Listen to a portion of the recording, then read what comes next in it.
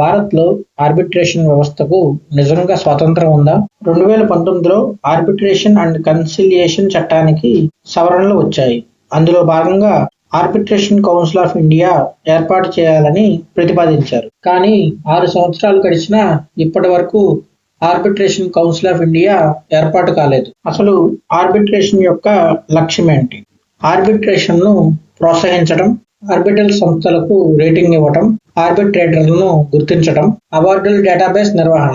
కానీ ఇక్కడ పెద్ద సమస్య ఏంటంటే ఏసీఐలో ఎక్కువ మంది సభ్యులు కేంద్ర ప్రభుత్వం నియమించిన వాళ్లే అవటం. ఇలా ప్రభుత్వం ఆధిపత్యం ఉంటే ఆర్బిట్రేషన్ స్వాతంత్రం దెబ్బతింటుంది. 2024లో ప్రభుత్వం కొత్త ఆర్బిట్రేషన్ సవరణ బిల్లును విడుదల చేసింది. ఈ బిల్లు యొక్క ముఖ్య ఉద్దేశం కోర్టుల జోక్యం తగ్గించి ఆర్బిట్రల్ సంస్థలకు ఎక్కువ అధికారాలు ఇవ్వాలని ప్రతిపాదించింది.